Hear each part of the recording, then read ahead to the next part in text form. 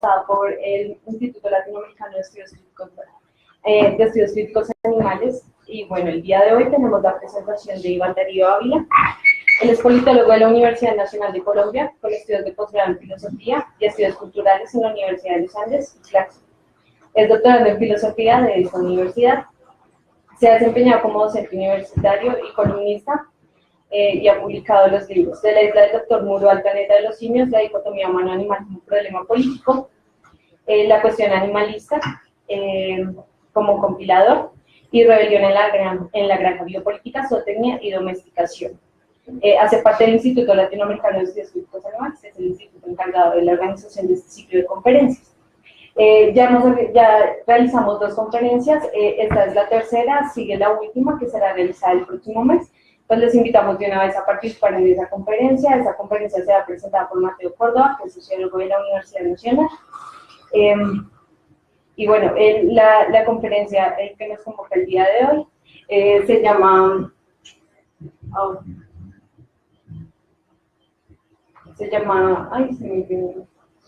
Lenguaje Animal y Ontología en Eduardo Chirinos. Entonces, de paso, ayúdame.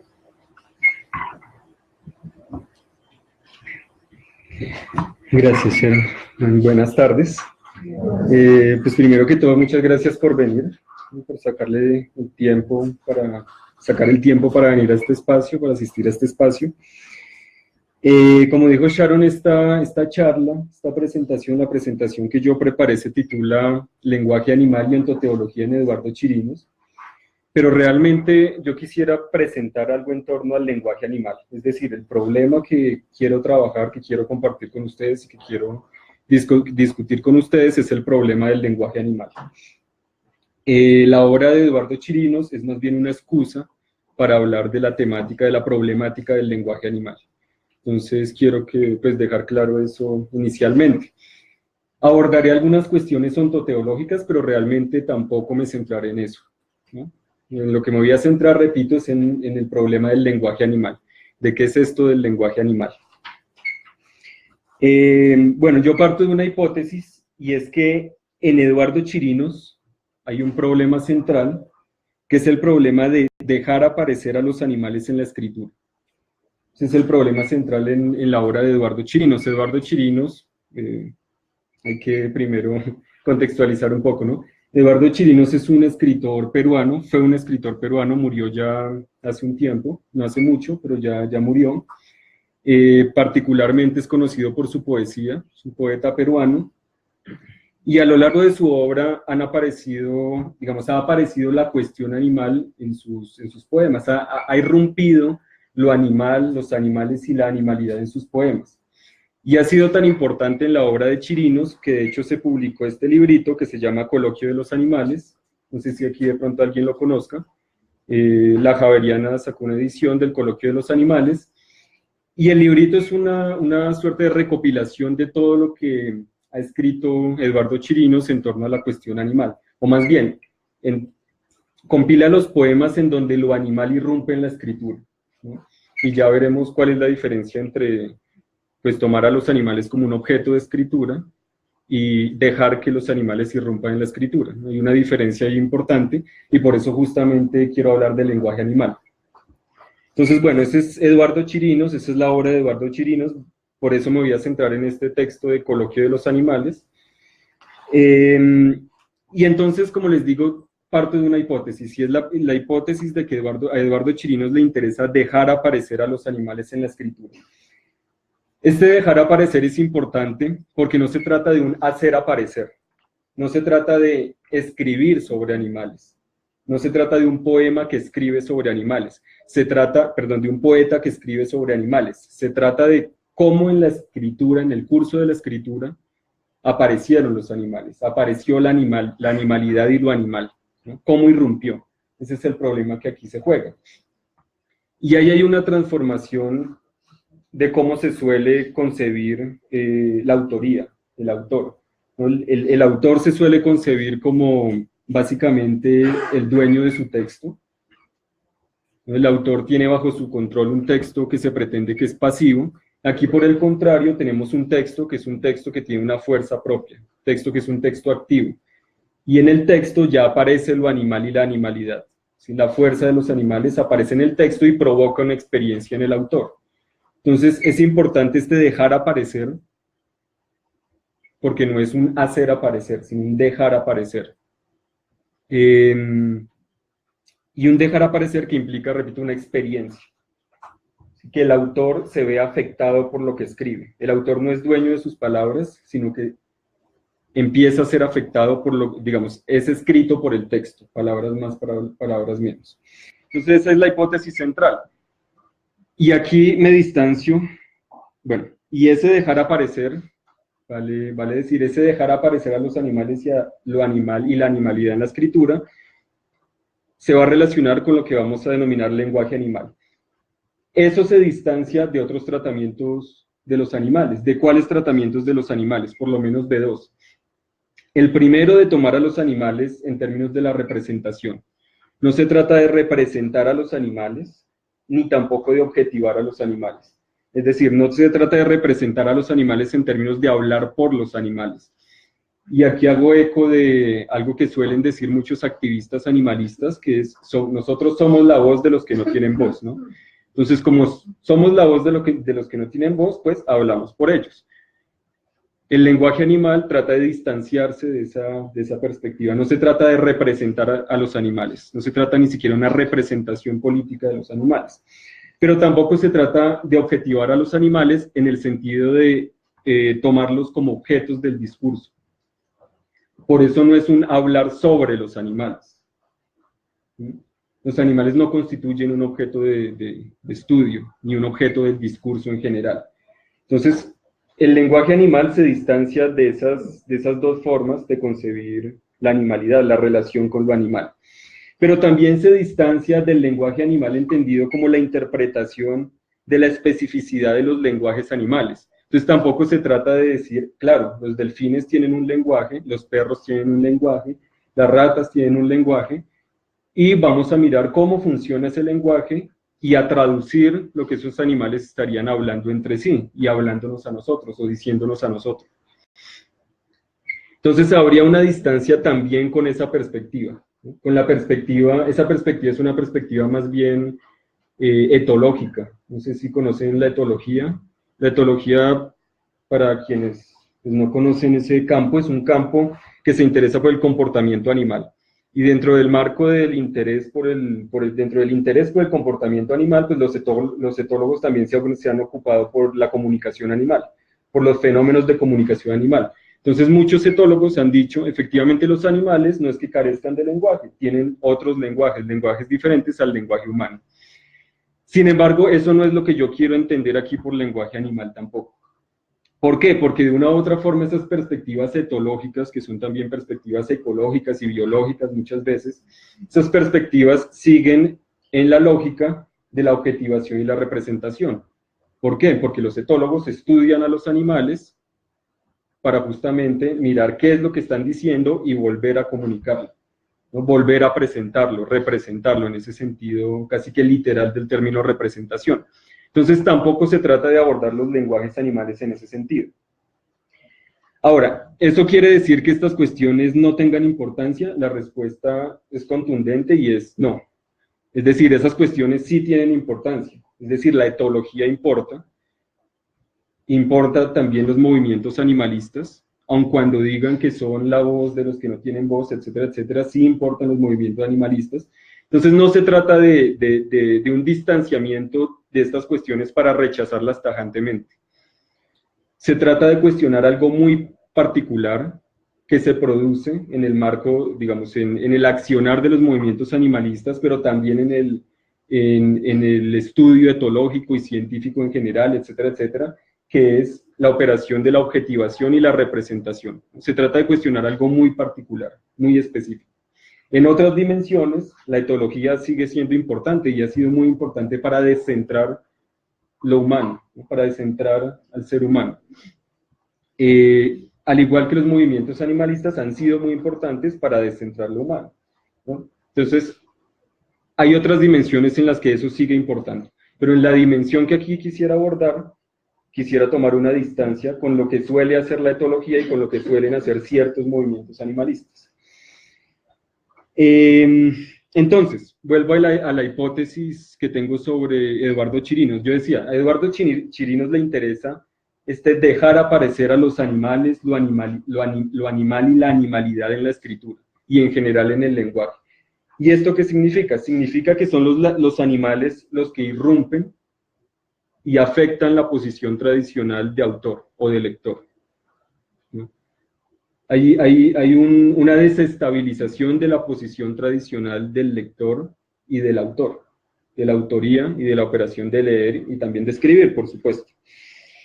A esto es a lo que le podríamos llamar, siguiendo a ciertas líneas, particularmente la filosofía francesa contemporánea, una suerte de devenir animal en la escritura.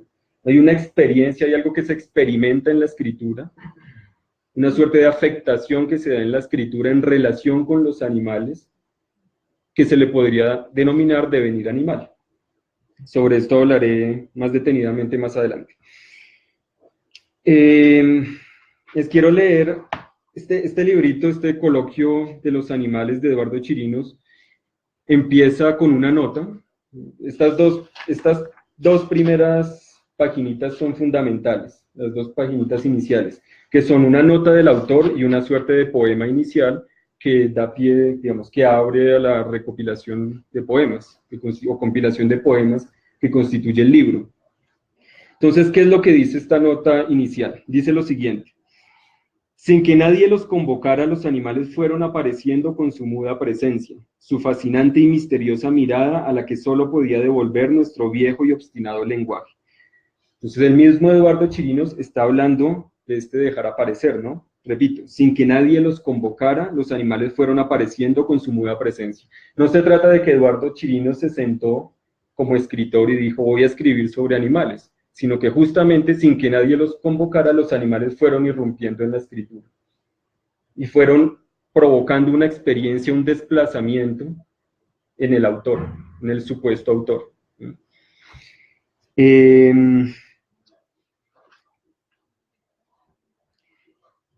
Ahora, ustedes se podrán hacer la pregunta, o me podrán hacer la pregunta, bueno, si no se trata de representar a los animales, de ser la voz de los que no tienen voz, pero tampoco se trata de tomar a los animales como objeto de estudio, como objeto del discurso, entonces, ¿cómo en lo que estoy diciendo se juega lo político?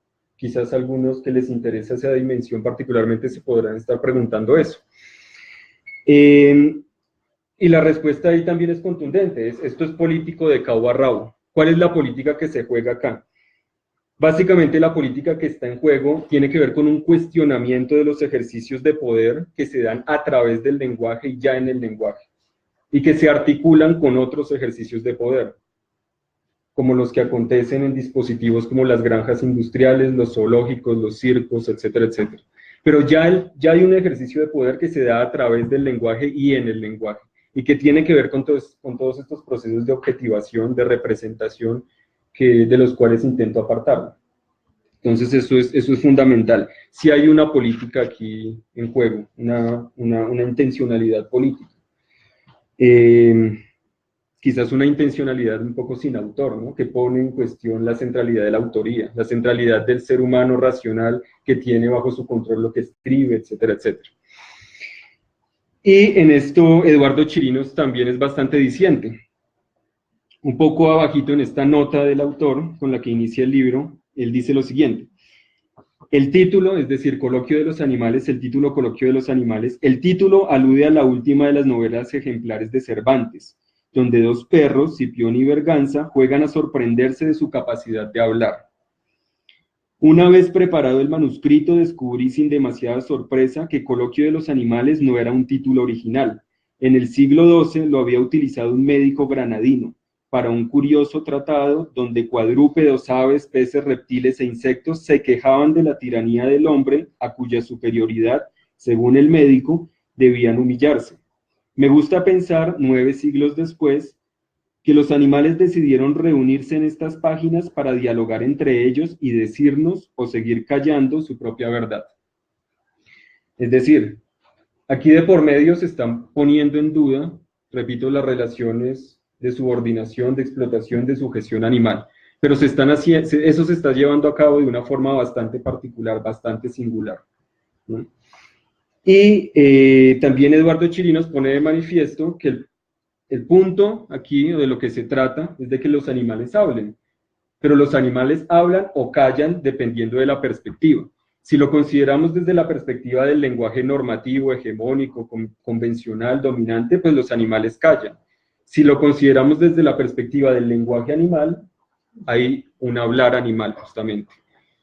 Entonces, por eso Eduardo Chirinos constantemente juega con este callar y este hablar de los animales. Los animales callan en el lenguaje dominante. Tenemos que tener otro tipo de lenguaje o trabajar en los bordes del lenguaje dominante para lograr escuchar ese lenguaje animal. Esa es aquí una de las grandes propuestas. Y esto se relaciona justamente con el campo de los estudios críticos animales. Como Sharon dijo, les comentó, yo pertenezco a un instituto, es el Instituto Latinoamericano de Estudios Críticos Animales, pues que trabaja en un campo, que es el campo de los estudios críticos animales, justamente. Los estudios críticos animales surgieron, pues en realidad la expresión viene del inglés, de los Critical Animal Studies, y cuando en Latinoamérica empezamos a discutir la cuestión, empezamos a discutir, bueno, cómo traducir eso, y si había que traducirlo, ¿no? Esa es una primera pregunta. ¿Hay que traducirlo? ¿Hay que hacer lo mismo, pero a la latinoamericana? Esa es una pregunta importante. Finalmente decidimos hablar de ese campo, aquí en Latinoamérica, como estudios críticos animales, no como estudios críticos sobre animales, ni como estudios críticos animalistas. Hubo unas propuestas iniciales que hablaron de estudios críticos animalistas, pero terminamos en esta propuesta de los estudios críticos animales. ¿Cuáles son las implicaciones de esto? Justamente que los estudios críticos animales como campo no toman a los animales como objeto de estudio. Por eso no son estudios críticos sobre animales, sino animales directamente. Es decir, lo animal irrumpe en los estudios críticos animales. Hay una irrupción directa en la escritura, en el hacer. Lo animal se expresa. Nos alejamos de nuevo de las operaciones de objetivación y de representación. Eso es importante. Y algunas personas que han escrito para la revista latinoamericana de estudios críticos animales justamente han pensado esta cuestión desde la filosofía nietzscheana, de cómo lo animal, que en últimas tiene que ver con las fuerzas de la vida, irrumpe en los textos. ¿Y es posible crear un conocimiento a partir de ahí? Esa también es una gran pregunta. ¿Es posible hablar de los animales sin hablar por los animales? Un poco contradictorio, pero todo eso es lo que se juega en este nuevo campo de estudios.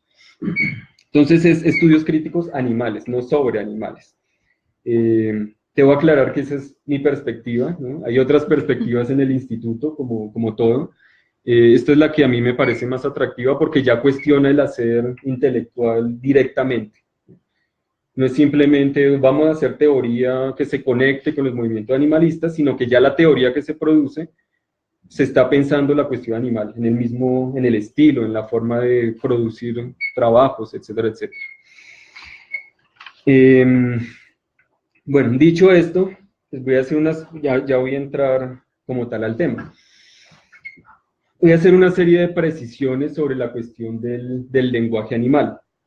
Entonces, para eso me gustaría que hicieran como una suerte de cuadro mental de dos columnas, en donde en una columna ponemos el lenguaje convencional, el lenguaje tradicional, el lenguaje normativo, las formas habituales de leer y escribir, y en la otra columna pues podemos poner justamente el lenguaje animal. Me gustaría desarrollarlo de esa manera y me gustaría desarrollarlo particularmente en 6 puntos, para ver cuáles son las tensiones. Entonces, primer punto.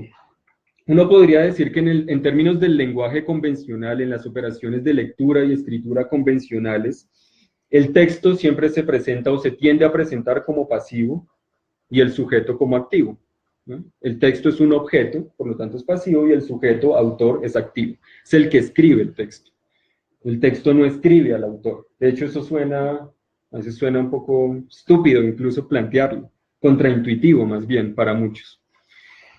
Pero bueno, eso es lo que ha primado en la historia, por lo menos occidental, ¿no? Considerar que el autor es activo y el texto es pasivo. Ya lo había dicho, ya lo había anunciado. En la perspectiva de un lenguaje animal, ¿cómo consideraríamos más bien el texto? Lo consideraríamos como un compuesto de fuerzas. Palabras más, palabras menos, el texto está vivo. El texto no es una cosa, las cosas ya están vivas. Las cosas también son cosificadas, incluyendo los textos. Entonces, ¿cómo enfrentarse con un texto que es un texto vivo? Que es un texto que es un compuesto de fuerzas que nos pueden afectar. Cuando uno está escribiendo, el texto lo afecta a uno, lo mueve. Uno no tiene pleno control del texto nunca, palabras más, palabras menos. Y ahí se juegan otro montón de cosas. Segundo punto, en la perspectiva tradicional del lenguaje y de las operaciones de lectura y escritura, hay un énfasis en la visión, en el sentido de la visión. ¿Por qué? Porque la visión permite un distanciamiento para generar un contorno, una forma, y eso colabora en un proceso de control de eso que sea objetivo. Entonces, en el lenguaje tradicional hay un distanciamiento y porque hay un distanciamiento del texto, hay una centralidad del sentido de la vista. La vista nos permite inicialmente tomar distancia. Muchos autores, autoras, particularmente en la filosofía, han dicho que la filosofía occidental tiene una primacía de la vista, hay una primacía de lo óptico en la filosofía occidental y por lo tanto en el pensamiento occidental y el pensamiento occidentalizado, las culturas occidentalizadas. De hecho, hay una frase que sintetiza mucho esto, no sé si ustedes la han escuchado en su formación académica, en el colegio, en la universidad, donde sea, y es esta idea según la cual escribimos para ver mejor, o escribimos para pensar mejor. Esto lo dicen muchos profesores, escriba y verá que cuando escribe, usted sabe mucho mejor qué es lo que piensa porque logra organizar sus ideas. Es decir, la escritura se concibe, se considera como un medio de distanciamiento para lograr tener un objeto bajo el control de un sujeto, básicamente. Eso en la escritura tradicional. Y ahí la metáfora por excelencia es la metáfora de la luz y la claridad. Aclare sus ideas. Usted escribe y escribiendo aclara sus ideas y las puede ver mejor. Entonces, la luz está de por medio.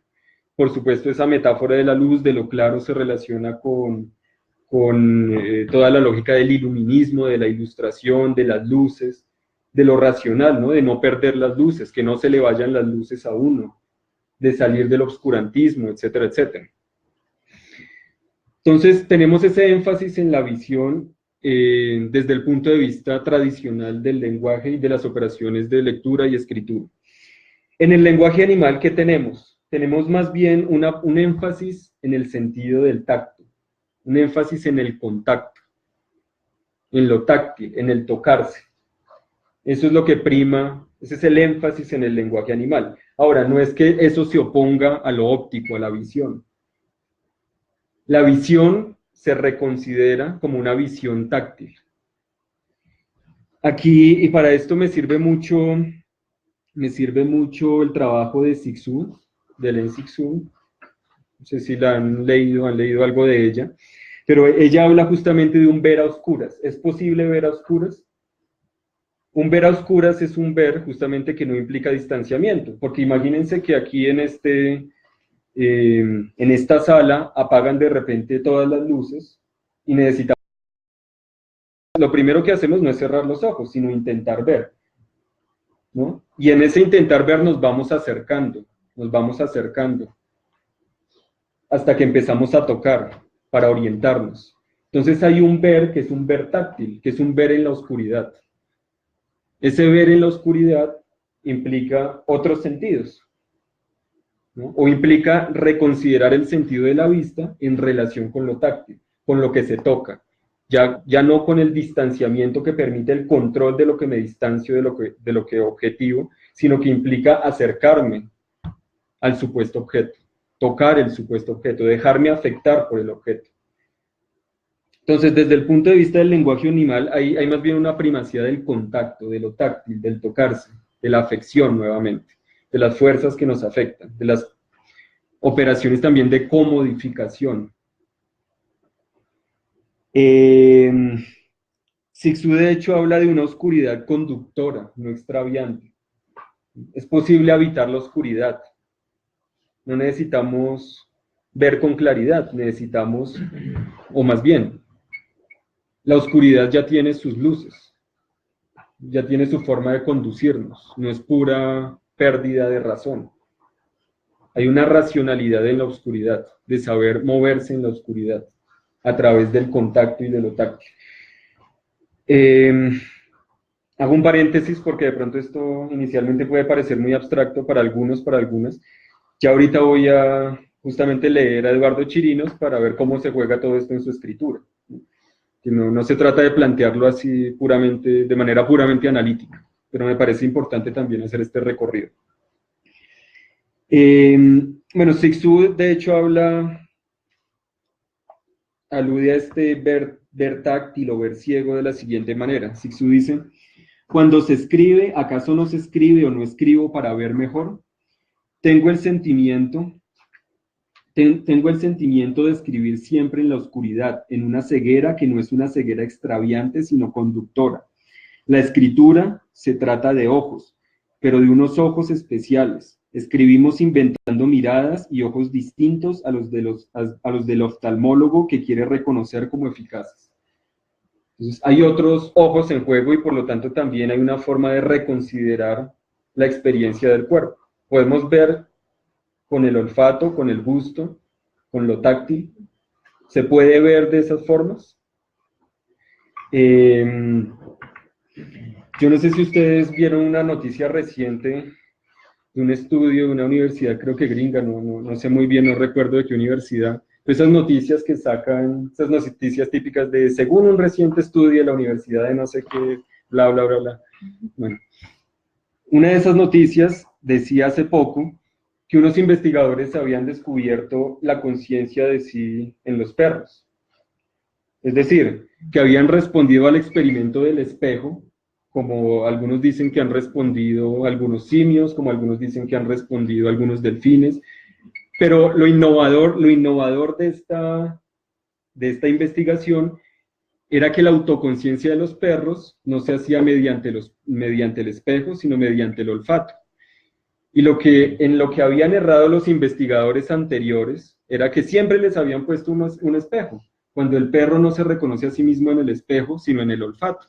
En el olfato es que elabora una suerte de sí mismo, pero no en el espejo.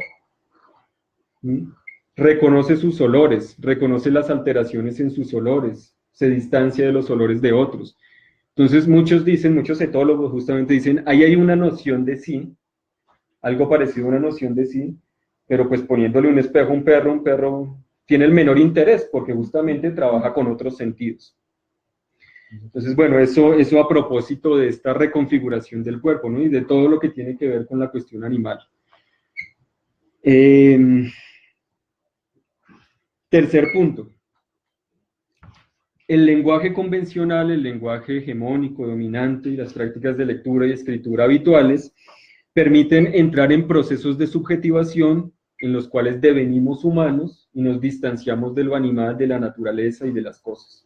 Es decir, la escritura es un medio de humanización y de hecho eso es uno de los elementos centrales en la ilustración, ¿no? En la revolución ilustrada. La escuela tiene la escuela como dispositivo, las universidades como dispositivo tienen mucho que ver con eso. Aprende a leer y escribir y así te volverás verdaderamente humano. Es decir, desde el punto de vista del lenguaje tradicional, es la práctica de ese lenguaje tradicional la que nos convierte en realmente humanos, nos subjetiva como humanos y nos distancia de lo animal, de la naturaleza y del mundo de las cosas. Desde el punto de vista del lenguaje animal, de lo que podríamos denominar lenguaje animal, lo que se juega es más bien procesos de desubjetivación y procesos de comodificación. No se trata de volverse plenamente humano, se trata de hecho de dejar de ser humano, de dejar de ser un sujeto racional que tiene a sus pies el mundo de la naturaleza, de los animales, de las cosas, etcétera, etcétera. Se trata de empezar a tener otra relación con ese mundo que se pretende externo, desde el punto de vista del lenguaje animal. De hecho, Eduardo Chirinos alude a eso. Yo les conté que en este librito, Coloquio de los Animales, a mí me parecían fundamentales las dos primeras paginitas, ¿no? Entonces, en la segunda paginita, en ese poema que abre los otros poemas, que son los compilados, dice lo siguiente, dice Eduardo Chirinos, a propósito de esto de la desubjetivación y el descentramiento de lo humano. Dice lo siguiente, hubo una edad en la que el hombre y los animales eran uno. ¿Qué quiere decir que sean uno? No que todos eran iguales, sino que justamente el ser humano no era excepcional, no estaba por fuera del mundo, no trascendía el mundo para dominarlo. Entonces hubo una edad en la que el hombre y los animales eran uno. Hablaban todos una sola lengua y tenían los mismos deseos. Todo era de todos, nada era de nadie. Un día el hombre fue derrotado por sí mismo y decidió partir. Desde el cielo y la tierra los animales le dijeron adiós, pero el hombre ya no entendía su lenguaje. Con soberbia inventó otro y lo nombró espejo de su mundo. Este es un punto central. El lenguaje humano se considera, el lenguaje dominante habitual se considera un espejo del mundo del ser humano. Es decir, los animales se representan, se objetivan y al ser representados y objetivados es el ser humano el que sigue hablando de sí, de sus deseos, de sus necesidades. No irrumpe realmente la voz animal, no irrumpe realmente la animalidad en el lenguaje, porque el lenguaje ya en sí mismo es una forma de seguir hablando de uno mismo, una y otra vez. El lenguaje ya es un espejo de los deseos y de las necesidades de los seres humanos. Entonces, con soberbia inventó otro lenguaje y lo nombró espejo de su mundo. Desde entonces no somos los mismos, nos vemos a través de los animales, pero ellos no se miran a través de nosotros. Esa fue nuestra caída. Los animales hablan, pero ya no los entendemos.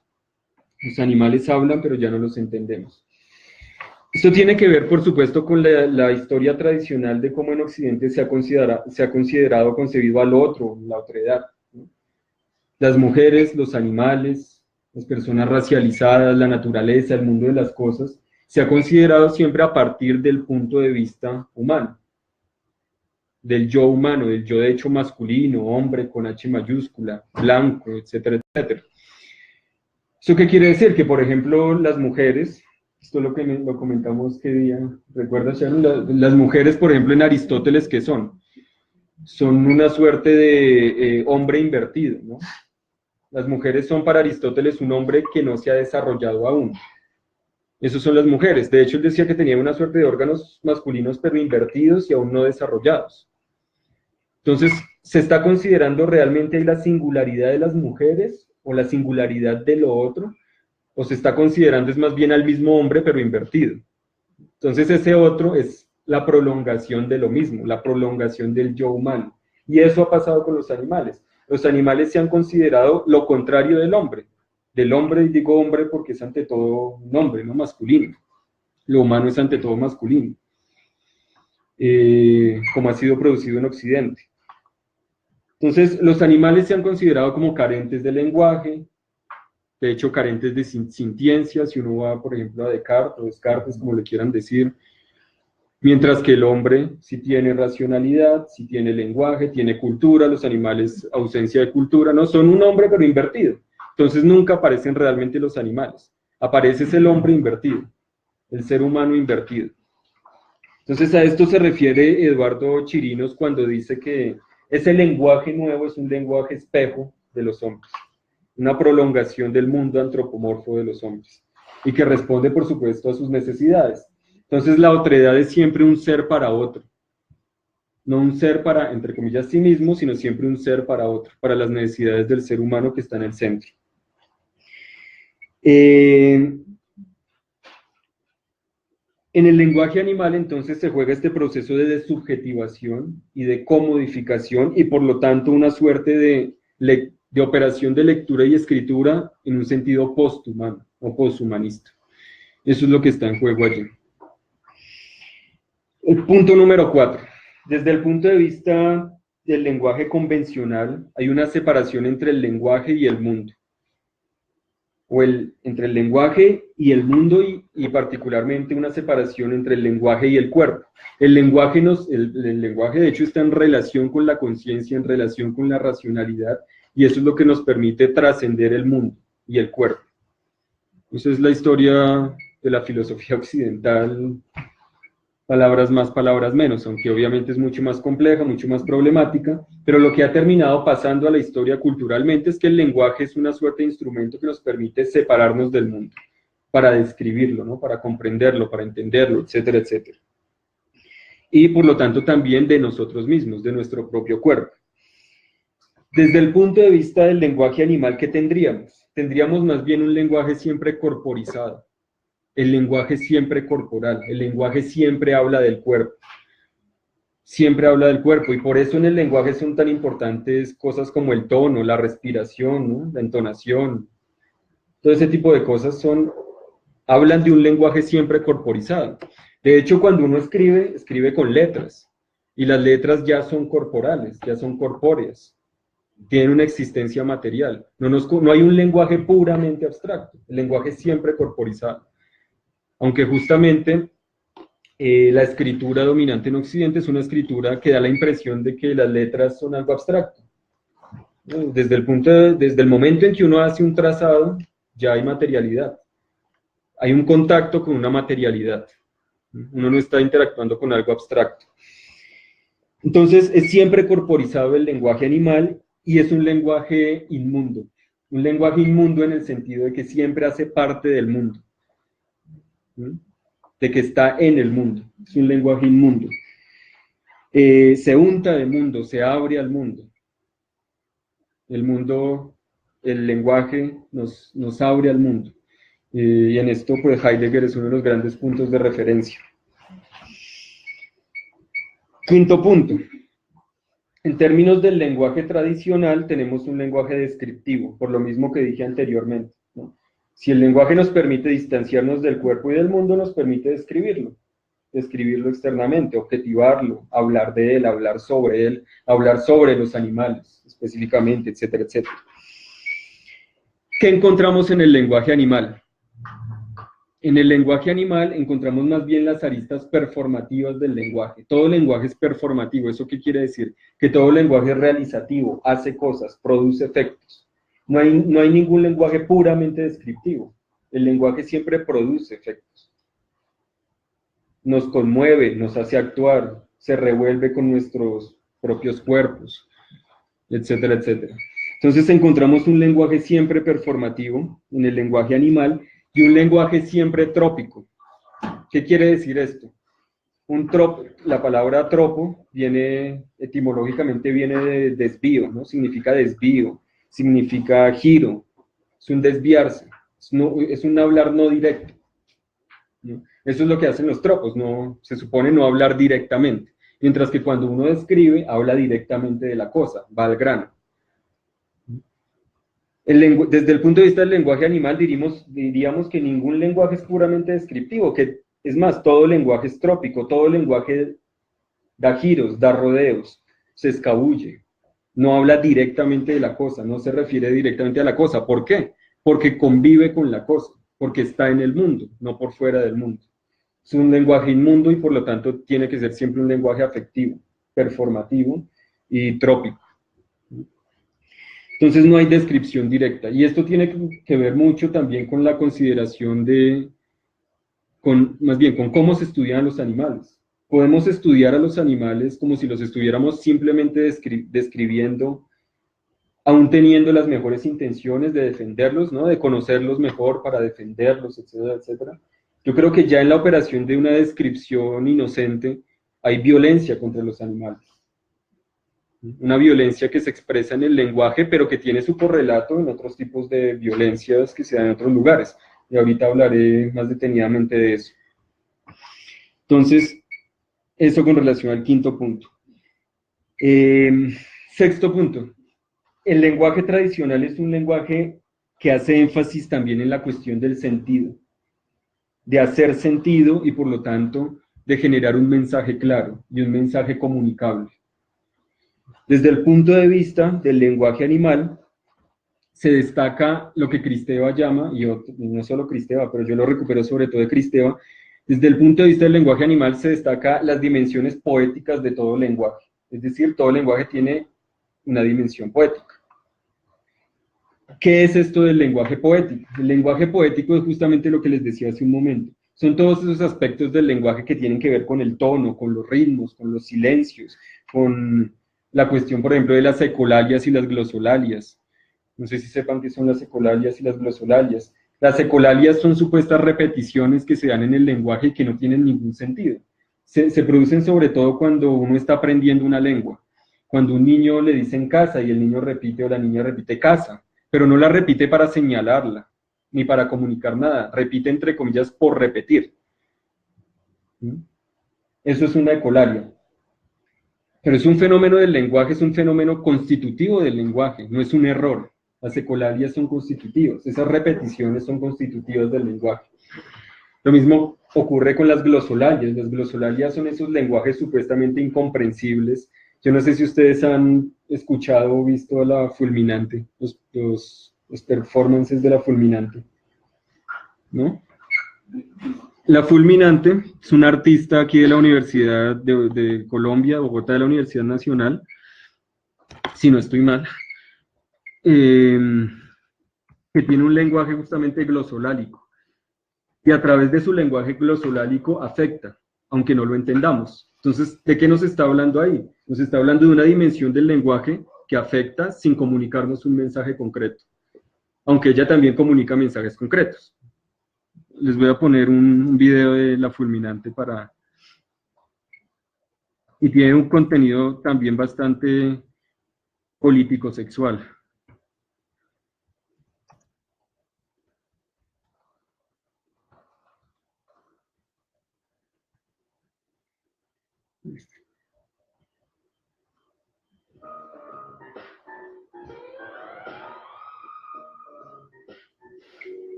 Ojalá se escuche bien, por favor.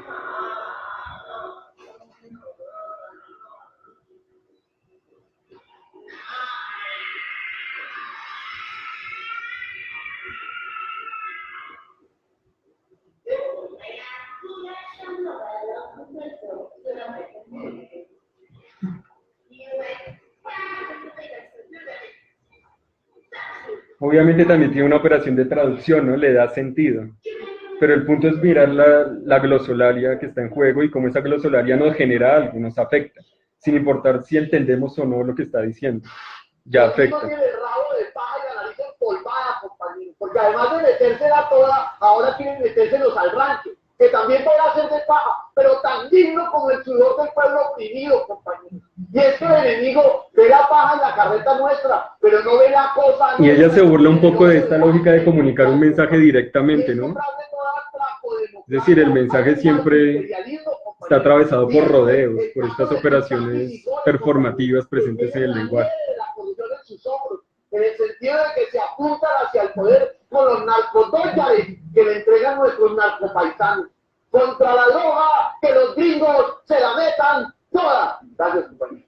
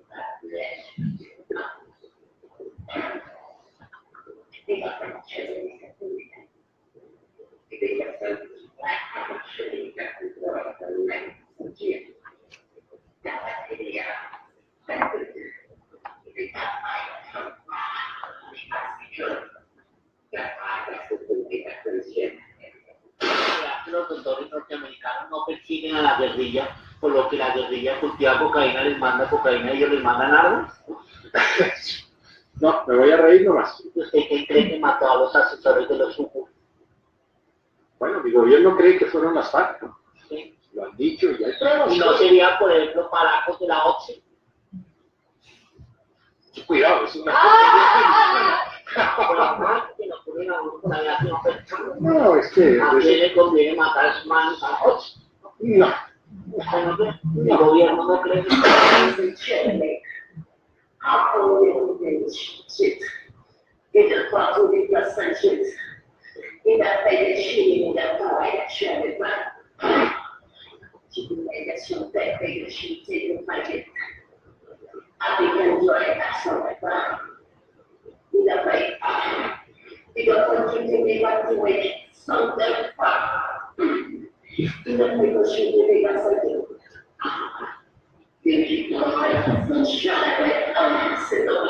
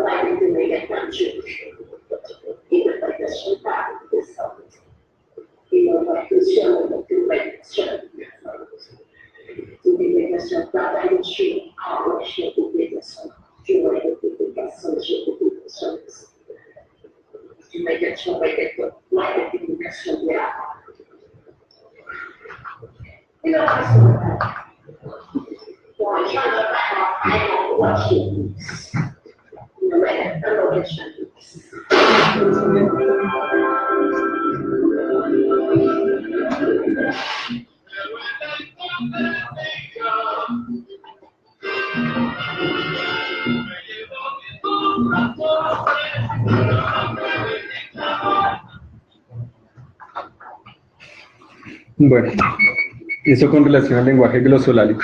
Hay una serie de elementos implicados que nos afectan, ¿no? Independientemente de si entendemos o no el mensaje. El sonido de un pedo, de un gas, ¿no? El mismo sonido genera algo en nosotros. Nos está comunicando un mensaje en sentido estricto. ¿Quién está hablando ahí? ¿De qué manera nos afecta eso? En fin, eso está presente en todo el lenguaje, diríamos desde el lenguaje, desde el punto de vista del lenguaje animal. Esos elementos son constitutivos de todo el lenguaje. El mismo Eduardo Chirinos justamente tiene un poema completamente glosolálico. El poema se titula El lamento del Gerba y dice lo siguiente: el Gerba es un animal muy extraño y difícil de encontrar. Me atrevería a asegurar que en el mundo no existe más que un solo Gerba, lo cual explica que no esté considerado en ninguno de los bestiarios oficiales. El Gerba acostumbra a caminar solo y es terriblemente hosco y retraído. De una vez en cuando emite sonidos viscosos y casi inaudibles. La gente dice entonces que el Gerba se lamenta. El lamento del Gerba se parece mucho al de una letanía y se cree intraducible. La gente se pregunta cómo puede modular sonidos si vive totalmente aislado. Yo creo que lo que ocurre con el Gerba es más bien incomprensión. Olki ol parece que dijera, y se pone a llorar en su madriguera. Reiteradas veces se pregunta, ¿Wali den forbe Gerba yugerfa? Entonces se alisa el pelo, el Gerba es muy vanidoso y se queda dormido. Y luego viene el poema que se titula Olki ol y es puramente glosolálico. Entonces lo voy a rotar para que pues, puedan verlo, porque pues no voy a leer algo glosolálico. me cuesta. Si alguien quiere leerlo, de una.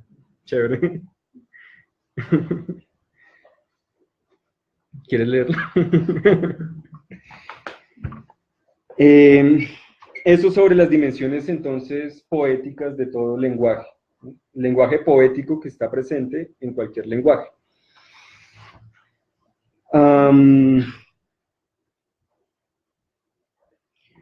Bueno, quisiera traer a colación, aparte de la obra de Eduardo Chirinos, un poema de un autor esta vez mexicano, un poeta mexicano joven, tiene como 40 años, bueno, igual ese comentario sobra.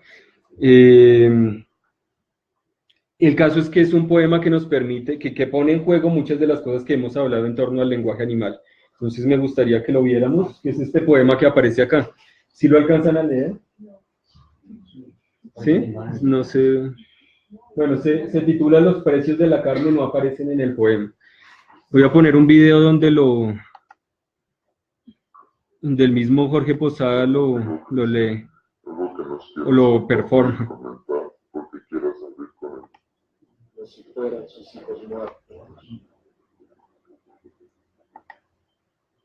Aquí está. Pero voy a poner el audio para que puedan ver, seguirlo con las letras. Los precios de la carne no aparecen en el poema. No hay rima sobre el incremento del gas.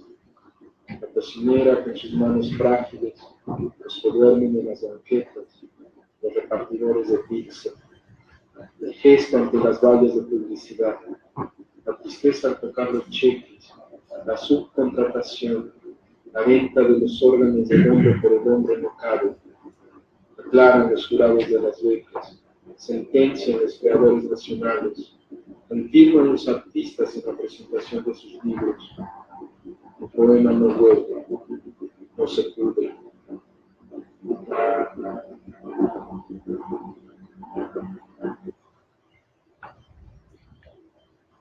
Ese es el poema de Jorge Posada. Los precios de la carne no aparecen en el poema.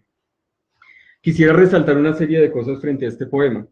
La primera es el título, empezando por el título. Esto ocurre mucho en la poesía, muchas personas sabrán. El título pues no es un título habitual, empezando porque no tiene mayúsculas. Es un título que se confunde justamente con el resto del texto, que se funde con el resto del texto. Y esto tiene una implicación bastante importante, y es que el título no contiene, no encierra de una manera diferente. El título no sirve para contener el texto. Entonces, ¿para qué sirve el título? Mi hipótesis es que el título aquí da cuenta de una fuerza que recorre el texto. De una fuerza que recorre el texto, pero que no pretende cerrarlo a su afuera, a las fuerzas del afuera. Entonces, empezando por la singularidad del título, hay algo interesante.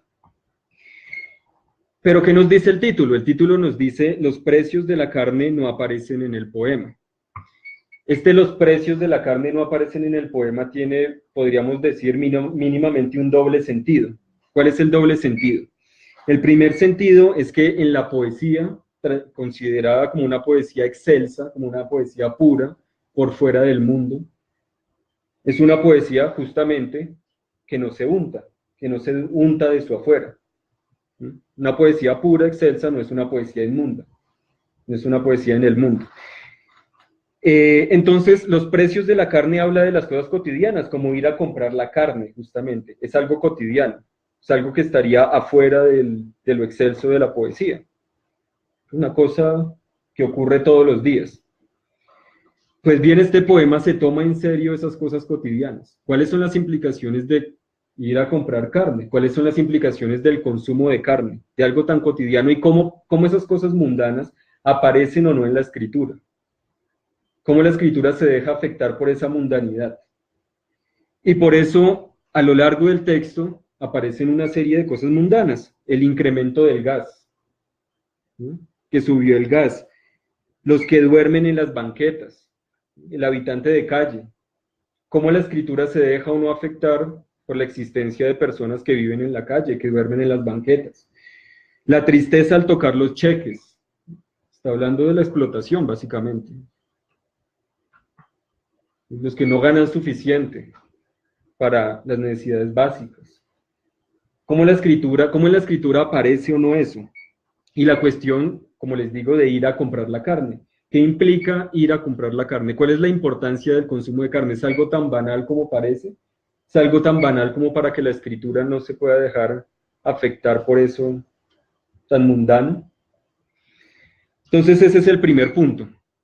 Y aquí, por supuesto, hay en la escritura una dimensión política evidente, ¿no? El incremento del gas, los que duermen en las banquetas, la tristeza al tocar los cheques, el ir a comprar la carne, nos hablan de situaciones de explotación, de situaciones en las que vive mucha gente y en las que mueren muchas personas, e incluso sufren animales en el hecho del consumo de carne, ¿no? De practicar el consumo de carne. ¿Sí? Me hace como alguna referencia al poema de los analfabetas, el analfabeta político. La verdad, es más, pues él no habla obviamente de animales ni nada de eso, pero habla de la leche, que se sube, de no saber por qué sube, digamos, como el precio de las alimentos.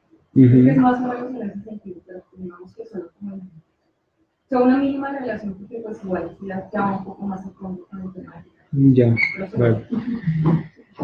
Entonces, el punto es que hay un primer sentido con este título de los precios de la carne no aparecen en el poema, es decir, en el poema excelso, tradicional, y es lo cotidiano, lo mundano, no se deja afectar, digamos, la poesía considerada como excelsa no se deja afectar por lo mundano, por lo cotidiano, por lo inmundo, por lo impuro.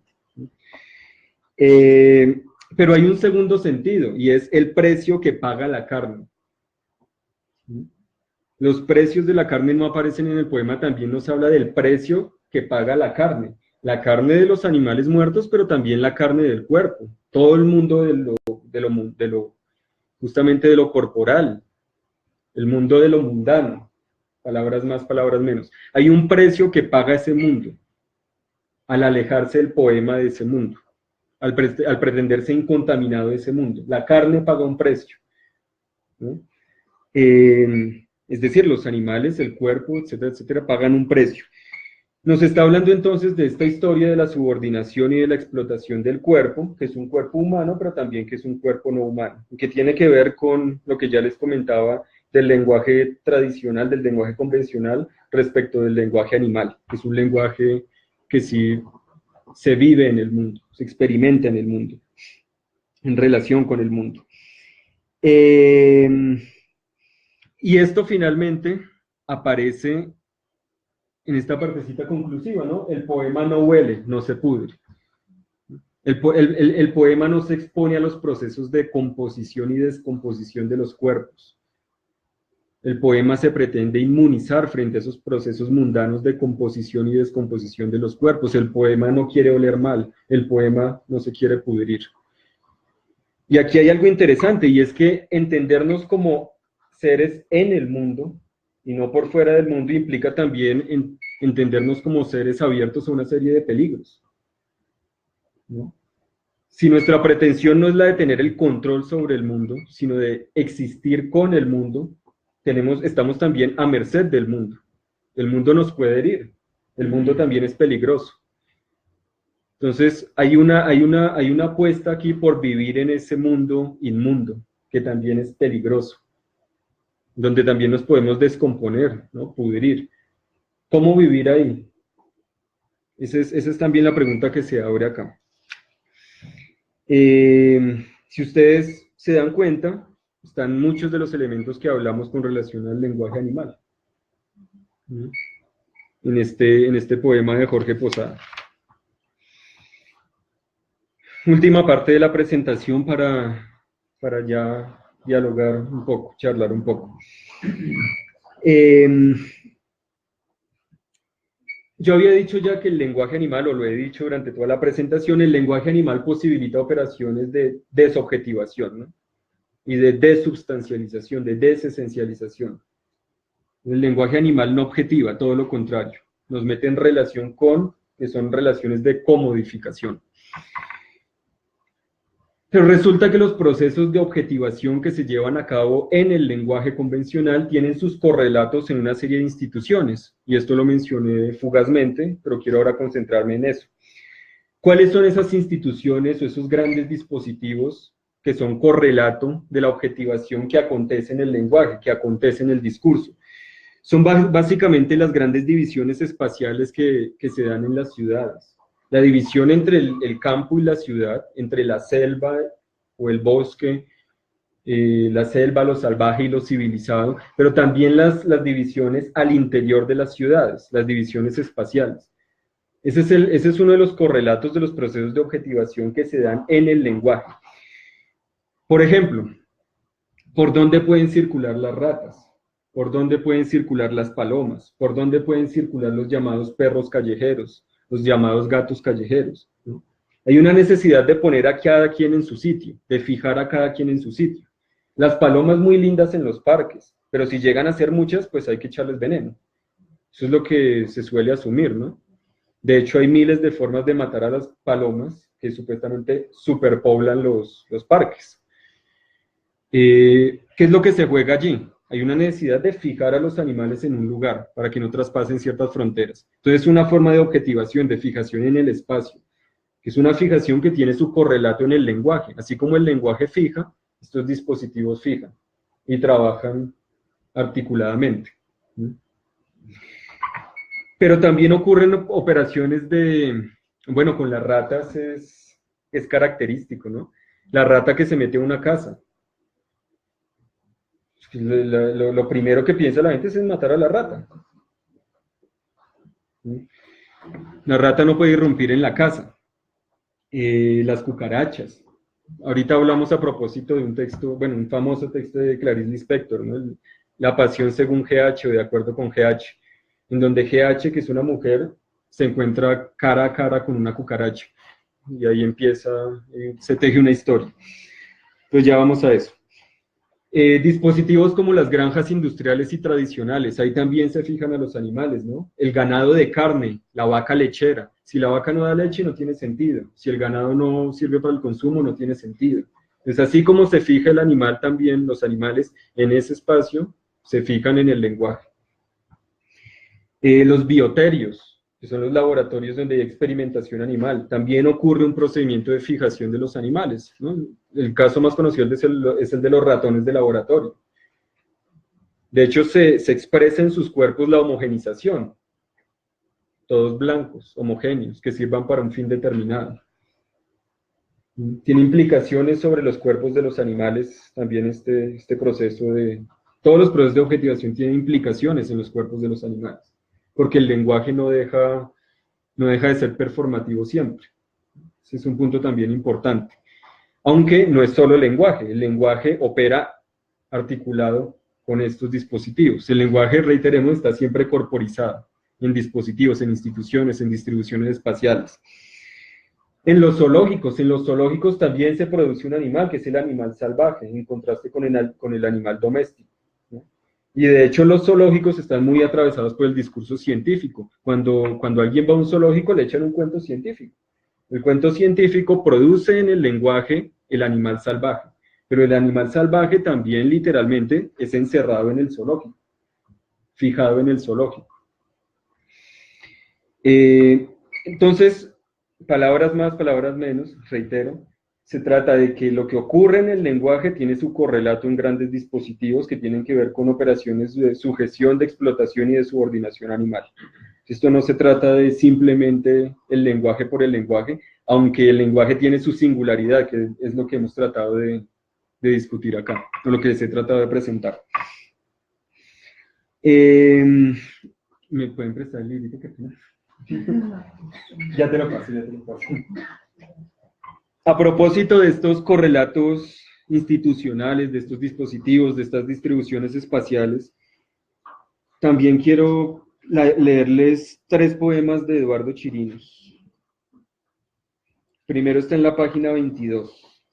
El primero se titula Perros en la calle y dice lo siguiente.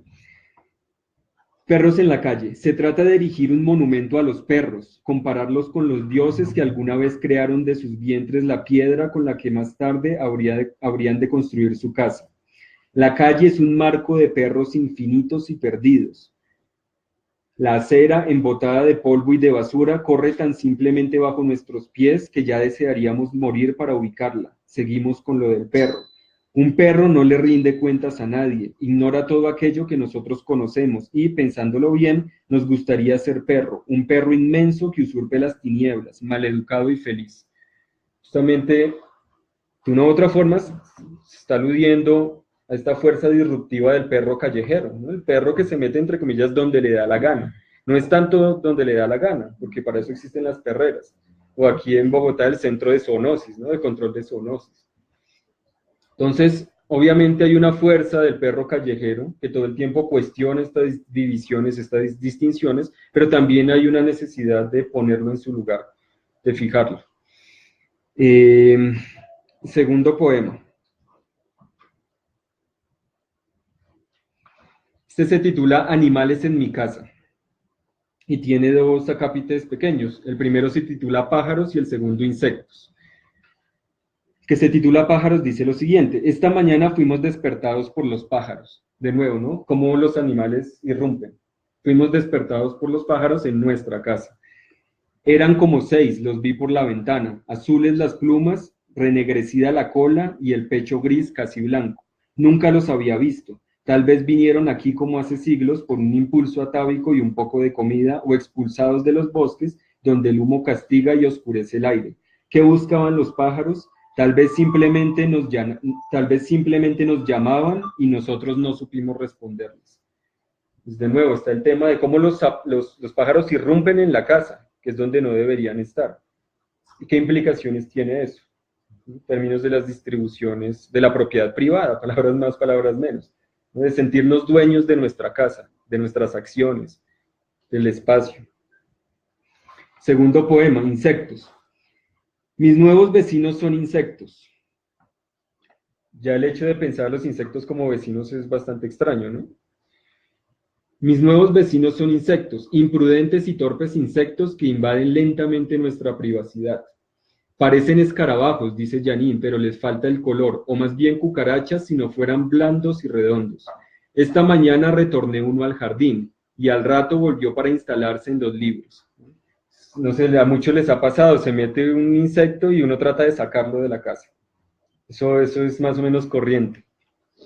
¿Debía volver a perdonarlo? Bueno, entonces está diciendo, hermano, se metió a la casa, lo saqué, pero de pronto abro el libro y está ahí de nuevo, volvió a entrar. Se pregunta, ¿debía volver a perdonarlo?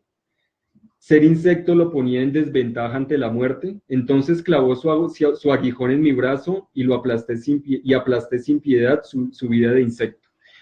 ¿Qué está diciendo acá? Listo, el insecto hasta de pronto tolerable desde que esté en su lugar, pero cuando se mete en mi casa ya empieza a ser problemático, y si me pica, pues lo mato, punto, se acabó el problema.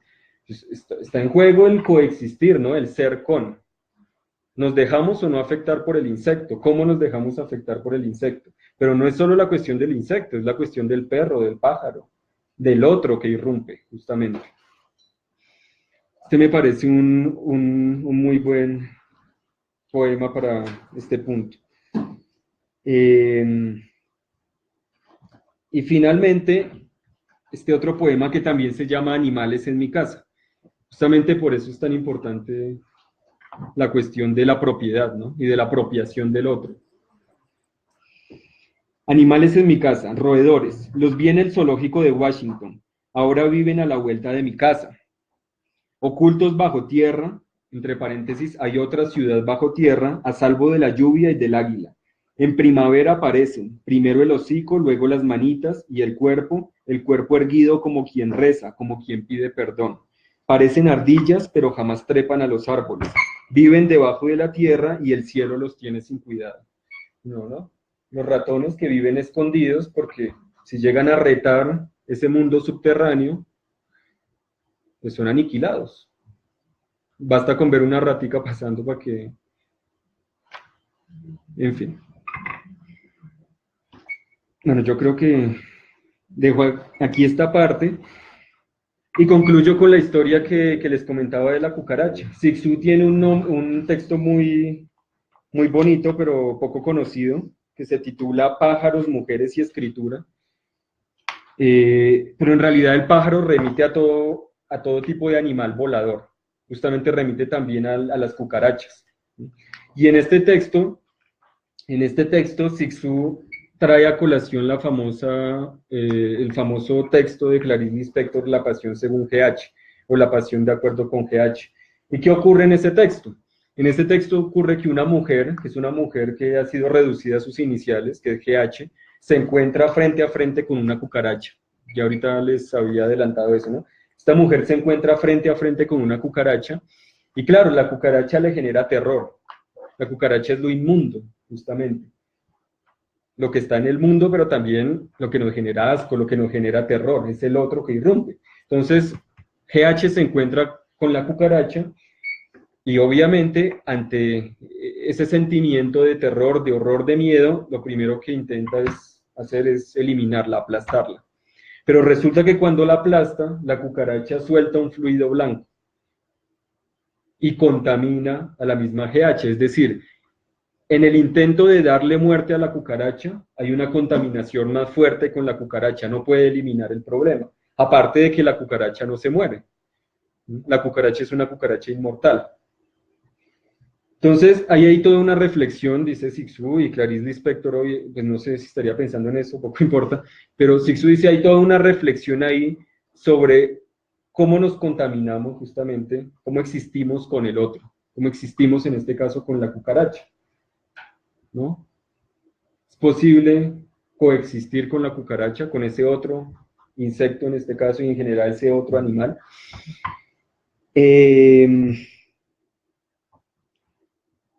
Y por supuesto, hay toda una imaginería alrededor de las cucarachas como seres ineliminables, ¿no?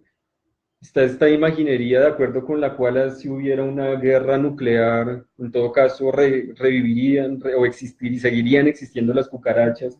Y de hecho hay muchos cuentos, de acuerdo con los cuales, cuentos en el sentido coloquial del término, de acuerdo con los cuales las cucarachas pueden llegar a evolucionar y a gobernar el mundo, ¿no? Entonces está este miedo a un ser que parece inmortal, que no podemos eliminar, que tenemos que mantener siempre a la distancia para poder controlar. Y esto Cixous lo enlaza con toda una historia cristiana y judía, judeocristiana y judía, que es una historia a su vez del pensamiento occidental.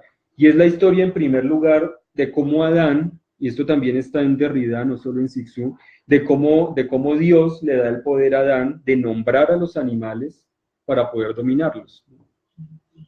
Parte conocida del Génesis. ¿Qué es lo que está en juego ahí? En ese nombrar al otro, en ese fijar al otro para dominarlo. Está en juego todo lo que hemos dicho acá, dice Cixous y dice parte también de Derrida. Pero también dice Cixous en la Biblia hebrea, bueno, desde el punto de vista cristiano del Antiguo Testamento, ¿no? Solo que a mí no me gusta adoptar de entrada el punto de vista cristiano, entonces digo la Biblia hebrea. En la Biblia hebrea hay también una distinción entre los animales puros y los animales impuros. Eso está en diferentes partes de la Biblia hebrea, está en Moisés, está también en la parte de Noé. Hay una necesidad de distinguir los animales puros y los animales impuros. Es decir, hay una necesidad de categorizar a los animales en relación con cómo los consumimos o no los consumimos, o en cómo los apreciamos y los despreciamos. Y según esa historia bíblica, el animal se le debe quitar la sangre antes de ser consumido. ¿Por qué se le debe quitar la sangre? Porque la sangre simboliza la vida. Y no nos podemos comer algo vivo, nos tenemos que comer algo muerto. Es decir, lo que consumimos desde la perspectiva occidental suelen ser objetos pasivos fáciles de introyectar. No sabemos cómo consumir algo vivo. No podemos pensar en una alimentación con relación a algo vivo. En la medida en que cuando nos alimentamos, pensamos que estamos alimentándonos de un objeto pasivo, muerto, que podemos introyectar fácilmente, apropiarnos corporalmente de él fácilmente. Entonces aquí hay una pregunta bien interesante y es, ¿cómo pensar la alimentación desde otro punto de vista? Siempre estamos consumiendo vida. Ahora, no siempre la consumimos de la misma manera. Justamente el consumo exacerbado de carne que hoy se experimenta tiene que ver con la idea de consumir algo muerto. Un objeto pasivo, fácil de introyectar. Pero no solemos pensar en que lo que nos comemos pues nos pasa a componer. Por lo tanto, es una fuerza activa. No simplemente introyecta algo pasivo. Entonces, hay todo un campo de reflexión ahí. Y que tiene que ver pues, con los mecanismos de objetivación que ya he mencionado acá. Bueno, se está acabando el tiempo, igual tenemos hasta las 7:30 la sala. Pero ya me gustaría pues abrir el espacio para que discutamos un poco, charlemos un poco, que también esa es la idea, ¿no? Esa es la gracia. Pues bueno, muchas gracias por venir nuevamente, espero que les sirva un poco, que resuene con algo. Y pues tienen la palabra. Pues me parece chévere como seguir como abriendo las dimensiones de cómo abordamos y cómo conocemos a los animales que por el momento les llamamos no humanos. Entonces también habría que mirar esa cuestión de no humano. Me parece que Eduardo Chirinos igual sigue como objetivizando los animales cuando les dan unas categorías como despectivas, por decirlo así, los sigo ubicando como desde su perspectiva, desde sus caprichos, por decirlo de alguna manera. Entonces no creo que se distancie tanto, pues, digamos, del lenguaje tradicional. Sería eso. Sí, yo creo que hay varias lecturas de Eduardo Chirinos. Pues yo no lo conocí, y quisiera, digamos, como corroborar con otros escritores cómo escriben sobre los animales. Ya. Pero pues yo no diría, digamos, que él sí se distancia como tal, como lo quieres categorizar, que se distancia. Sí. No, por eso quiero también hacer ahí la precisión. Hay varias formas de abordar, no solo Eduardo Chirinos, sino cualquier texto. Yo escogí a Eduardo Chirinos para hablar del lenguaje animal, pero no creo y no importa mucho si Eduardo Chirinos tenía la intención, ¿no?, de distanciarse de una perspectiva tradicional del lenguaje. Yo creería que sí, estaría tentado a decir que sí, también un poco por ciertos estudios literarios que tiene, pero creo que eso no importa mucho en el sentido que lo estoy abordando, ¿no? Y es también un sentido de considerar que los textos están vivos, de que podemos entrar en relación con un texto independientemente de lo que el autor quiso de ese texto. ¿Sí? Es justamente también ese es el punto. Como por ejemplo también leer la Biblia como un texto activo y que nos dice otras cosas. La misma Biblia que he estado aquí cuestionando, criticando. Entonces, bueno, eso simplemente quería hacer esa precisión. Pero... Bueno, y digamos desde ese lenguaje como que se aparta de esa objetivización, por decirlo de alguna manera, que me costó un poco entender que era objetivizar a los animales. ¿Cómo se trataría entonces? Porque generalmente, o la categoría tradicional que tenemos es humanos y no humanos. Y yo peleo mucho con eso, pero todavía no puedo encontrar algo que sea, digamos, con lo que sea un poco más consciente, más coherente con precisamente con esos discursos o los discursos que estamos construyendo, porque eso es una construcción constante, no está acabada, afortunadamente. Pero entonces, ¿cómo sería esa relación? Porque siempre, pues yo para hablar con la gente, digamos, con los mismos veganos, vegetarianos en los grupos, o con la gente, digamos, familiares que no manejan esto, yo digo no humanos, pero sin embargo me sigo sintiendo, pues digamos, en esa relación de jerarquía donde yo sigo, o sea, yo soy el referente. Sí, la posición. Entonces sería, y siempre pues... El espejo del que hablamos ahorita. No humanos, pero pues eso realmente hay que reconsiderar y chévere que digamos en este espacio con el cuerpo del lenguaje me abrió como otras perspectivas, como siempre pasa en este espacio afortunadamente y lo celebro mucho, que ojalá siga este espacio con mucho tiempo y bueno, digamos, tenga mayor difusión, como sea, porque cada vez que se asiste a este espacio, que si bien es como muy académico y todo, es necesario, y es necesario como discutir esas cosas que de pronto en los mismos grupos de activistas o de cómo se llaman, pues digamos que pasa como de agache. Yo digo, ay no, manos, bueno, listo, sí, pues es que esa es la categoría. Pero yo digo, no, hay que debatir sobre eso porque precisamente eso estamos hablando como una cuestión de equidad. Y si yo sigo siendo el referente, pues les va a quedar muy jodido, como cuando uno dice en la escuela, o bueno, cualquier discurso que el elefante tiene sus, pues, digamos, como sus capacidades, la jirafa también lo tiene, el niño humano también lo tiene, y para no extenderme, cada quien tiene sus capacidades, pero si yo simplemente voy a ser el referente, entonces siempre van a estar en desventaja, además porque yo soy, y no me había dado cuenta de eso, yo soy quien está contando el discurso de ellos, yo soy quien está construyendo el discurso de ellos, sin entender que ellos ya tenían formas discursivas. Entonces, para poder entender un poco más onda en esa categoría de humanos que me siguen rayando, porque no. La utilizo porque sí, pero no considero que tenga mucha validez como mucho tipo. Sí, ahí yo creo que ya hay varias propuestas en curso. Por ejemplo, muchas feministas han empleado las figuraciones. Una de ellas es Donna Haraway, que ha creado la figuración de las especies compañeras. Lo traducen como especies de compañía, pero justamente las especies de compañía no son las especies compañeras, ¿sí? Ella se distancia de la idea de especie de compañía, porque justamente la pone en una situación de subordinación con relación a las necesidades de compañía humanas, ¿no? de afecto. Entonces, Donna Haraway dice, no se trata de especies de compañía, se trata de especies compañeras. Pero eso es una figuración, ¿no? Entonces, es una intervención en el lenguaje. tampoco es que esté inventándose palabras completamente nuevas de la nada, pero está intentando crear figuraciones que hablan de otro tipo de relaciones, o más bien que están en relación con otro tipo de relaciones con los animales. No simplemente hablan de las relaciones diferentes, sino que en el lenguaje ya se da justamente una intervención. Entonces ya hay una serie de propuestas en esa vía, en la vía de las figuraciones, que a mí me parece interesante. ¿Alguna otra? ¿Cómo? ¿Alguna otra? Aparte de no, y también está la perspectiva, bueno, también está la cuestión bastante, que en el lenguaje ha sido bastante discutida, que es la del lenguaje paródico, y es cómo repetimos las mismas categorías, pero alterándolas. La alteración en la repetición. Listo, yo digo animal, pero cuando estoy diciendo animal, ¿estoy realmente diciendo lo mismo que cuando otro está diciendo animal? Quizás no. Quizás incluso usando las mismas categorías, las estoy ya alterando. Incluso cuando los animalistas dicen, yo soy un animal humano y no meramente un animal, un humano, perdón, sino un animal humano, un animal, ese animal del que hablan ya quizás es otro animal, en muchos sentidos.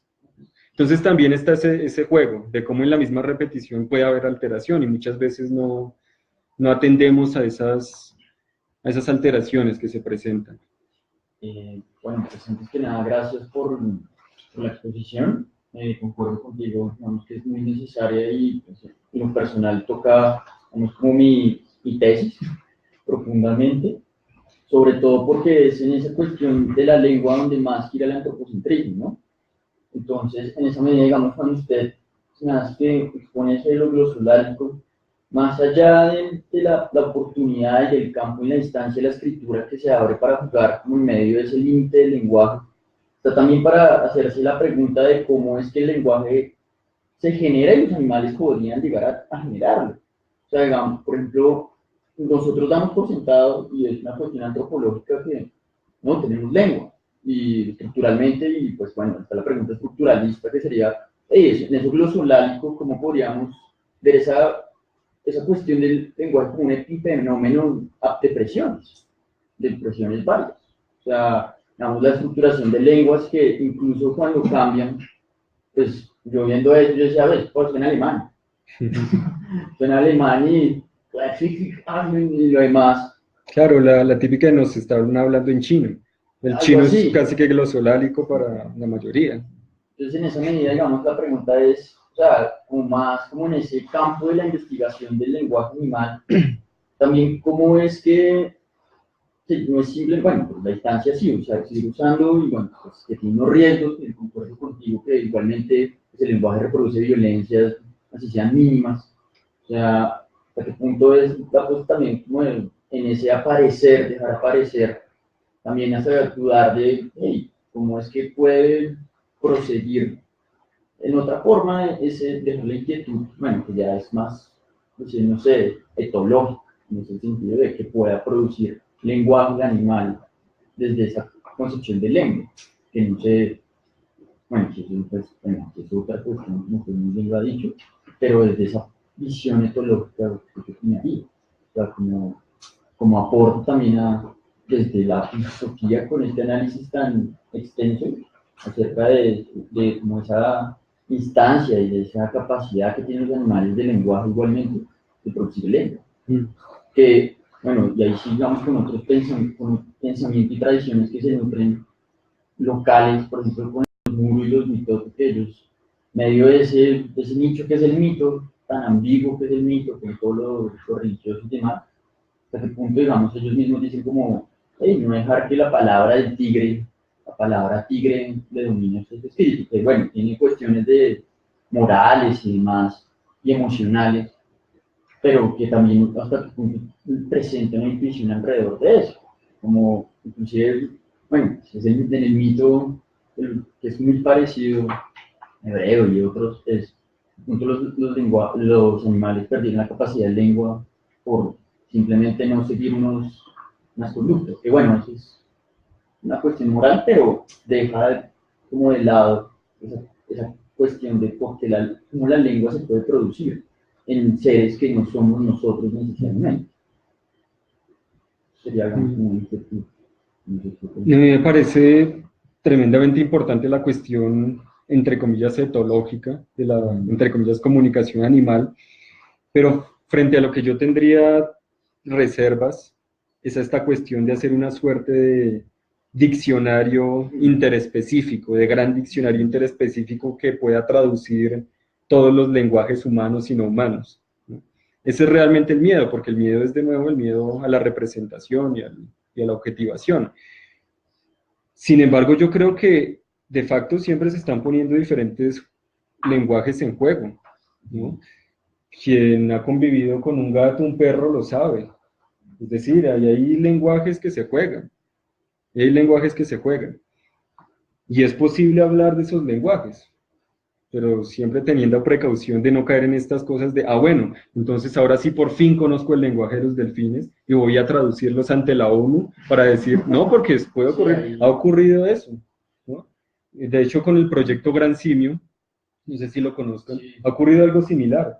Algunos simios son capaces de expresarnos que quieren ser libres, que están incómodos, lo han hecho incluso en lenguaje de señas, dicen. Entonces, bueno, hay que ir hasta allá, de verdad hay que traducir lo que dicen los animales, o más bien se trata de una cosa mucho más, entre comillas, sencilla de cohabitación. Cuando uno cohabita, vive con, uno se da cuenta que hay lenguajes en juego. Entonces yo creo que quizás es una cosa mucho más simple de lo que parece, ¿no? Pero pues, simplemente es lo que yo pienso.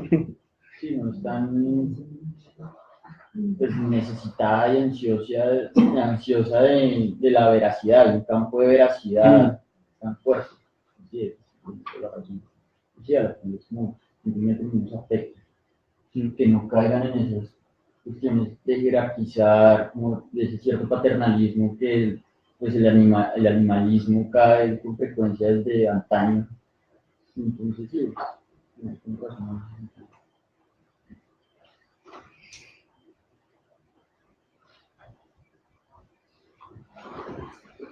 Bueno, yo estaba pensando un poco en, es que me quedó sonando algo que mencionaste al principio, pero fue una mención, no profundizaste en eso, y es que, pues cuando hablas de que lo que hace Chimnos es como dejar que el animal irrumpa, en parte lo que se permitía era,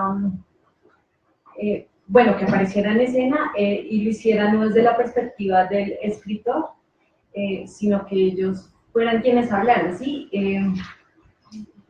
Y pues yo entré en muchas dudas porque en mi trabajo de escritura creativa eso ha sido una preocupación para mí, de cómo hablar, digamos, rompiendo un poco la dicotomía humano-animal, rompiendo la dicotomía sujeto-objeto y demás, y dejando que los animales se rompan. Y me encuentro con muchas dificultades porque siempre llego a la conclusión, pues no sé qué me podrían, cuáles son sus verdaderas intencionalidades, y tengo un miedo a, por ejemplo, hablar supuestamente dejándolos irrumpir, pero que en realidad sea yo quien hable por ellos. Y eso en la escritura para mí ha sido un trabajo tremendamente tedioso, preocupante, y finalmente no escribo mucho sobre eso, siempre he deshecho todo. Justamente porque siento que quien está hablando siempre soy yo, desde mi perspectiva, hablando de otro. Yeah. Y eso para mí es una preocupación tremenda. Entonces he decidido enfocarlo por otro lado, y es dejar que sea mi propia animalidad la que ocupa en la escritura, en mi propia escritura. Y cuando hablo acerca de, por ejemplo, los animales, hablar específicamente de cómo siento y creo que nos afectamos mutuamente, y las transformaciones que ocurren también en mí a partir de la comunicación con los demás. Y creo que también por ahí hay un ejercicio de, digamos, cuestionar y transformar el lenguaje hegemónico al poner en juego lo que considero mi propia animalidad. Y para ello creo que el cuestionamiento a la racionalidad ha sido muy importante, y creo que juega un papel muy importante, por ejemplo, lo que se escribe en un estado de locura o de imaginación, que normalmente se entiende como no libre, pero que a mí me parece que puede ser un ejercicio que deja que mi propia animalidad surja, que no esté bajo mi control, como un control racional tremendo. Y sé que tampoco se puede eliminar completamente la racionalidad, pero sí me parece importante como dejar la locura y que lo corpóreo también hable, y intentar plasmarlo por medio de la escritura. Y a veces ni siquiera es un ejercicio tan intencional de, bueno, voy a sentarme y voy a mirar de qué manera puedo dejar que la locura escriba, o mi parte de locura escriba, sino que a veces simplemente sentándose empieza a ocurrir, empieza a emerger cosas, y finalmente el resultado en un estado más de control puede entenderse como posiblemente sí soy yo quien está hablando ahí, pero no soy la que soy permanentemente, la que soy bajo una idea bastante relacionada con el control y mantenerse racionalmente. Y creo que entonces el ejercicio de escritura animal específicamente no solamente se da cuando, por ejemplo, dejamos que los demás animales irrumpan en la escena, sino también que el animal que me compone irrumpa en escena. Sí, sí, sí. Sí. No estoy de acuerdo en la mayoría de cosas que dices. Y yo agregaría que si a veces se tiene la dificultad para saber si realmente es lo animal lo que irrumpe en esa irrupción y no yo de nuevo, la dificultad que se tiene radica en que uno está pensando en la veracidad, ¿no? En la veracidad de lo que dice el animal. Pero no se trata justamente de eso, justamente no se trata de eso, se trata más bien de la experiencia que está en juego. Es decir, cuando se sabe que irrumpe el animal cuando hay una transformación en la experiencia, cuando hay un proceso de desubjetivación y de comodificación, ¿no? Cuando yo desplazo lo que estoy habituado a considerar, a concebir, a sentir, a experimentar. Entonces, por ejemplo, en esta historia del inspector con relación a la cucaracha, el problema no es si la cucaracha aparece o no, es decir, la cucaracha en sí misma, sino que en medio de la escritura nos vemos confrontados con el sentimiento de asco que habitualmente nos generan las cucarachas, y nos vemos obligados a pensar en eso. ¿De dónde viene ese sentimiento de asco? ¿Qué divisiones implica? Es decir, eso es lo que experimentamos, y ahí ocurre la irrupción animal, ahí ocurre el devenir animal, y eso de una u otra forma tiene implicaciones en los relacionamientos con lo animal. Pero entonces no se trata de la veracidad de si lo animal habla o no, porque justamente el lenguaje animal nos dice lo contrario, el punto no es descriptivo, no es si verdaderamente se dice eso, porque siempre hay alteración, nunca hay observación directa, etcétera, etcétera. Entonces, lo que está en juego, yo digo, es la cuestión de la experiencia, ante todo. La experiencia que se da en la escritura. Digamos, es una apuesta estética. Estético-política. Exacto. Sí. Yo diría que sí. Con implicaciones ontológicas, ¿no? Con implicaciones en torno a quién es qué. Sí, no es, ni siquiera es por la necesidad de un sujeto, digamos, de derechos, sino que habita, está ahí. No es como, no, sí, tiene los derechos, porque siente placer y dolor, es más como un péntamo utilitarista, sino finalmente está ahí. Como si es simple, hermoso. Bueno, un poco complejo, es algo nuevo para mí, todo esto como que tengo más bien que asimilar. Pero bueno, me queda, digamos, a nivel ya como en lo práctico, como preguntar un poco, pues para Joan, cuál es la perspectiva de uso del lenguaje animal en esa pregunta por la coexistencia con el otro, en lo práctico, ¿no? Sabiendo pues que el lenguaje, pues de todas formas se habla pues del otro en una perspectiva individual, pues ya sabido, ¿no?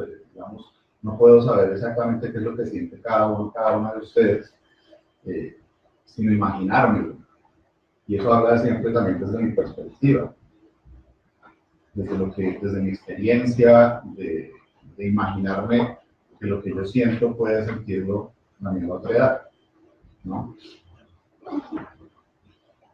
Y en ese sentido, no reconozco la otredad. Y la reconozco quizás como igual, o la anulo, que es lo que hacemos con los animales. Al fin y al cabo, pues digamos, los que nos preocupamos un poco por el tema animal, pues buscamos la consideración moral para ellos. Y el punto es que al negar lenguaje para los animales, como les negamos muchas otras características, no solo el lenguaje, también pues está la cosa de la conciencia, de bueno, la racionalidad, que todo está pues digamos como íntimamente ligado. Estamos diciendo, no es como yo. Y si aceptamos ese lenguaje animal, sus implicaciones, implica que esa pérdida de sentido, al no hacer lo que la humanidad quería que se hiciera con este animal, pues implica que sí sería como yo. Está relacionado con el quién es qué. ¿No? Sería como yo también y tendría que considerarlo. ¿No? Es un poco como estas ideas, entonces más digamos la pregunta a poner en juego es para la consideración de los animales, ¿qué implica esa perspectiva de uso del lenguaje animal? De nuevo la pregunta final. ¿La puedes repetir, por favor? En lo práctico, ¿qué implica para la consideración moral de los animales el estudio, bueno, la perspectiva del lenguaje animal? ¿Y a qué te refieres con en lo práctico? En lo práctico en cuanto a la búsqueda de la consideración moral de los animales. Y por consideración moral te refieres al estatus moral, a si los consideramos iguales o no, sintientes, no sintientes, etcétera, etcétera. Esta es una perspectiva que yo considero que es amoral. Es decir, aquí no hay un planteamiento normativo. De utilidad. Casi que, entre comillas, puramente afectivo. Obviamente hay una política en juego, y lo intenté decir a lo largo de la presentación, ¿no? Pero no se trata de plantear normativamente cómo debemos relacionarnos con los animales. No, eso no es lo que está en juego. Entonces, la respuesta yo creo sería relativamente sencilla y es, no hay una moral. Hay una ética, si por ética entendemos ethos, es decir, comportamiento, forma de vida. Hay un pensarse la forma de vida, la existencia con, el ser con, etcétera, etcétera. La transformación, como tú dijiste, a nivel estético, político, etcétera, etcétera. Pero no hay una teoría moral aquí en juego. No la hay. Y de hecho eso es interesante porque ahí hay un debate que es un debate contemporáneo en ética animal, y es posible una ética animal nietzscheana. Pues Nietzsche, ¿sí? Más allá del bien y del mal, sobre verdad y mentira en sentido extramoral. En Nietzsche no hay una consideración moral, pero en Nietzsche la presencia animal es muy fuerte. Entonces es posible un animalismo nietzscheano, un poco. Pues claro, ahí hay un montón de perspectivas que se abren. Yo de una u otra forma me ubico en ese terreno. ¿Vas a decir algo? No, que respecto de la escena del encuentro de la cucaracha y la chita, contempla esta cosa que nunca muere y siempre se viene amenazando con romper el cristal humano. Y cuando, perdón, te interrumpo, que cuando la aplasta GH se le pega un flujo, ¿no? Un flujo blanco. La figura del flujo, de lo fluido, de lo pegachento, de lo que no respeta los límites, también es interesante. En esa, ¿no? El flujo es asqueroso. En la cultura occidental los flujos generan asco, porque lo no definible, lo no fácilmente definible, contenible, genera asco. Y eso tiene que ver también con el asco histórico a los flujos vaginales, a la menstruación, a cosas que parecen tremendamente alejadas, pero que realmente no lo están, ¿no? Y Cixous y Irigaray, muchos de esos feministas reflexionan sobre eso, sobre la figura del flujo, y hablan de hecho de un lenguaje de los flujos, un lenguaje fluido. Qué pena, ahí para No, hacer pero como si el- vieron con los flujos, el semen, el mayor chiste que tiene es huele a clorox, mientras que los flujos vaginales sí tienen, ¿no? Y se materializan en un verdadero asco. Claro, el semen es no marcado, no huele, No no. huele, sí, clorox, imagínate. Hoy en día, no sé si han escuchado ese chiste o algo similar. ¿Sí? Lo que quería contrastar con esa escena, a una que es, digamos, muy bella y en su belleza despliega toda esa violencia de apropiación del animal, y es, por ejemplo, esa práctica de poner grandes cantantes líricos, que es lo más cercano a los dioses, ¿no? Es un regalo, es que este es el contraste, ¿no? Lo más elevado de lo humano posible, o sea, lo humano en sí mismo, rayando a Dios, un regalo de Dios directo, el canto lírico, cantando con animales igualmente, que son un regalo de Dios, los más bellos.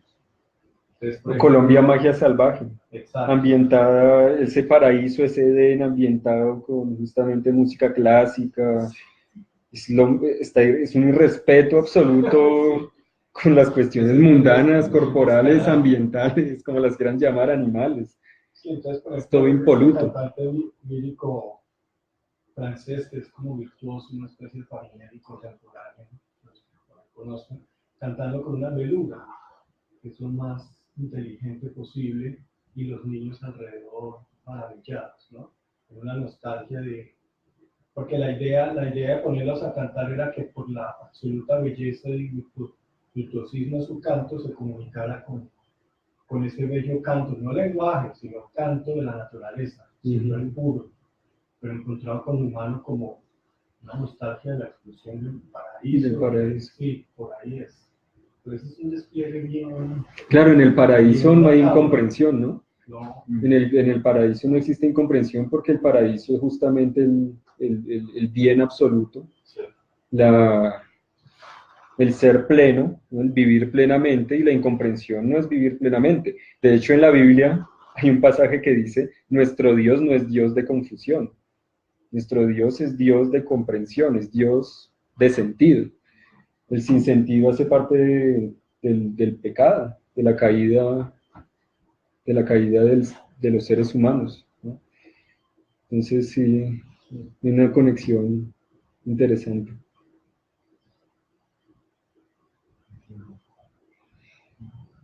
Bueno, muchas gracias entonces por venir, por la charla. Muy chévere haber compartido con ustedes. Espero que nos volvamos a ver en otros sitios. Sí, una pregunta. En su libro, bueno, ¿tiene cuántos libros? ¿3? Perdón que estoy Aunque parando.